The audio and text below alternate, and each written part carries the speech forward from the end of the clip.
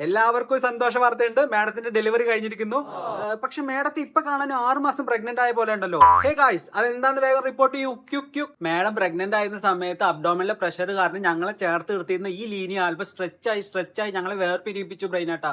എടാ മണ്ട, ഈ കണ്ടീഷനാണ് ഡയസ്റ്റാസിസ് റെക്ടി എന്ന് പറയുന്നത്. അത് പ്രോപ്പർ ആയിട്ടുള്ള ഒരു എക്സസൈസിലൂടെ മാനേജ് ചെയ്യാവുന്നേ ഉള്ളൂ. അല്ലാതെ ഞാൻ ആരെയും, നിങ്ങൾ ആരെങ്കിലും എന്നെ കുറിച്ചൊന്ന് അന്വേഷിച്ചോ? ഞാൻ ഓക്കെ ആണോ എന്ന് ചോദിച്ചോ? ഈ 9 മാസം എല്ലാരും ചേർത്ത് നിർത്തിയത് ഈ ഞാനാ. എന്നിട്ട് ഇപ്പൊ എല്ലാം കഴിഞ്ഞപ്പോ എന്റെ റിക്കവറി ആർക്കും ഒരു പ്രശ്നമല്ല. അല്ലെങ്കിലും മഴ തോർന്ന കൂടെ എല്ലാവർക്കും ഒരു ഭാര. ഇനിയും ഒരു എക്സ്ട്രാ 100 കിലോ കൂടെ തരുന്നോ ഷേർഖാൻ? ഇങ്ങനൊക്കെ സിനിമയിൽ പറയാൻ കൊള്ളാം. ഇത്രയും മാസം എക്സ്ട്രാ വെയിറ്റ് താങ്ങി ഞാനൊരു വഴിക്കായി. എനിക്ക് വേദനിക്കുന്നുണ്ട് മേഡം, എന്തെങ്കിലും ഒന്ന് ചെയ്. നിനക്കിതിനൊന്നും പറയാനില്ലേ? ആരോട് പറയാൻ, ആര് കേക്കാൻ?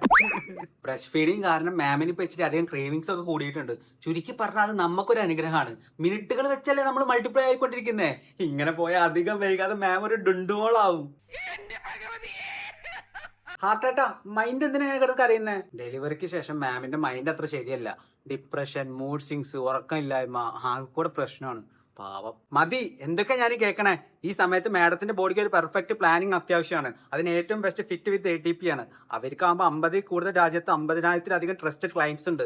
ഇപ്പറഞ്ഞ കാര്യങ്ങളൊക്കെ ശരിയാക്കാൻ അവരാണ് ബെസ്റ്റ്. ന്യൂറോൺസ്, വേഗം അവർ ഇൻസ്റ്റാഗ്രാം പേജ് ഒന്ന് ചെക്കൗട്ട് ചെയ്യും. ബ്രെയിനേട്ടാ, മാഡത്തിന്റെ ഹസ്ബൻഡ് എന്തോ പേടിപ്പിക്കുന്ന കാര്യം പറയുന്നുണ്ടെന്ന് തോന്നുന്നു. എന്റെ ഹാർട്ട് റേറ്റ് കൂടുന്നുണ്ട്. 2 വർഷം കൂടെ കഴിഞ്ഞ് നമുക്ക് ഒരു കൊച്ചു കൂടെ ആവല്ലേ മോളൂസേ?